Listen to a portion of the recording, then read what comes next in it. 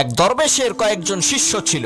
দরবেশ তার শিষ্যদের মধ্য থেকে একজনকে একটু বেশি ভালোবাসতেন। এর জন্য অন্য সব শিষ্যরা বলল, হুজুর আপনি তাকে এত বেশি ভালোবাসেন কেন? দরবেশ বললেন, আমি এই প্রশ্নের উত্তর আগামীকালকে দেব। তোমরা প্রত্যেকেই আগামীকালকে একটা করে মুরগি জবাই করে নিয়ে আসবে, তবে শর্ত হলো মুরগিটা এমন ভাবে জবাই করবে যাতে কেউ না দেখে। পরের দিন সমস্ত শিষ্যগণ জবাই করা একটি করে মুরগি নিয়ে দরবেশের দরবারে উপস্থিত হয়ে বলতে লাগলো, হুজুর আমি পাহাড়ের উপরে উঠে মুরগি জবাই করেছি, সেখানে কেউ আমাকে দেখেনি। কেউ বলল আমি পানির নিচে ডুব দিয়ে জবাই করেছি, কেউ বলল আমি ঘরের দরজা আটকে জবাই করেছি। কিন্তু দরবেশ যেই শিষ্যটিকে ভালোবাসতেন সে বলল, হুজুর আমি মুরগিটি জবাই করার জন্য পাহাড়ের উপরে উঠেছি, আমি পানির নিচে ডুব দিয়েছি, আমি রাতের অন্ধকারে মরুভূমিতে গিয়েছি, কিন্তু সব জায়গায় দেখি আমার আল্লাহ আমার দিকে চেয়ে আছে, যার কারণে মুরগিটিকে আমি জবাই করতে পারিনি।